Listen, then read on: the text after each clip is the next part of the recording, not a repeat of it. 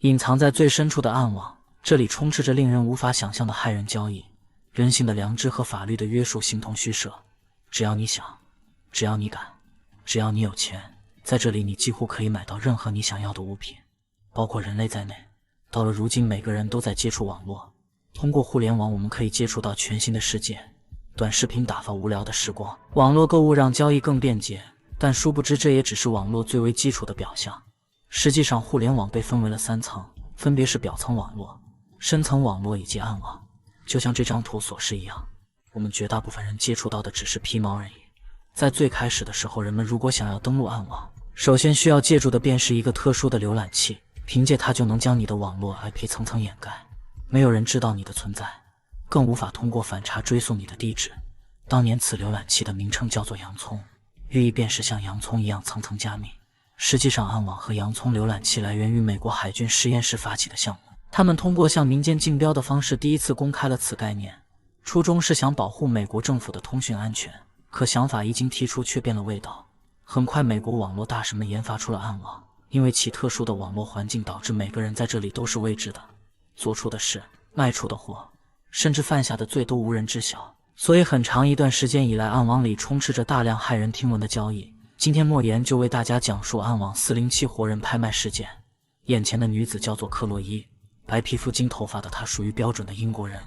20歲的她在一家健身房中是一名舞蹈老師，而由於身材姣好，她還兼職着模特工作，並且在日常生活中也會把自己的照片發布在社交平台上。可殊不知，她在網絡上分享的照片卻成為了他人的菜单。現在讓我們把時間拉回到2017年的7月4日，克洛伊和往常一樣剛剛上完舞蹈課，突然她收到了一份邀約的郵件，郵件中寫到對方是一個位於意大利米蘭的攝影公司，他們通過社交平台看中了克洛伊，想邀請她去到米蘭拍攝寫真，並且報銷全程的路費且包吃包住，拍攝時間大概在4天左右。這種能登上雜誌的機會對於克洛伊來說無疑是難得的，所以克洛伊很快答應了對方，並於次日來到了約定地點。10多分鐘後，雙方見面，在對方的引導之下，克洛伊來到了一間工作室，但詭異的事情也就在此刻開始了，因為工作室內沒有任何的拍攝設備，甚至可以用毛坯房這3個字來形容。狹窄的走廊裡光線灰暗，空空蕩蕩。但此時克洛伊想走卻已經來不及了，2個陌生男子按住了她，並注射了某種安定藥劑。隨後克洛伊就被塞進了一個巨大的行李箱中。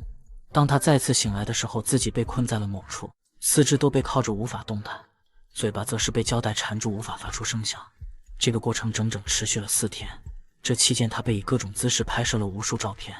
4天之後，克洛伊終於知道了這群人的目的，原來她不是被綁架了，而是被上架到暗網的拍賣平台上了，並且自己的信息也成為了商品信息。英國白人女性，年齡20歲，30萬歐元起拍。這些字眼讓克洛伊完全陷入到了崩潰狀態。然而事情後續的發展卻有些魔幻，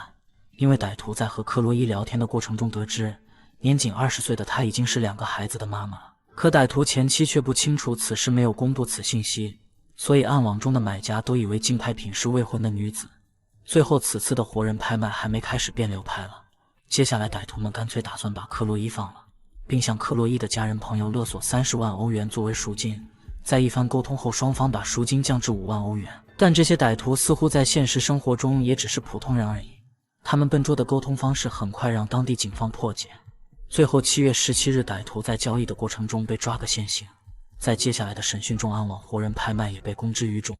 綁匪的頭目叫做盧卡·巴恩斯，他的團隊在暗網中做的事情只有2個：一是通過常規的社交平台物色目標，一旦確定目標之後就以各種理由接觸，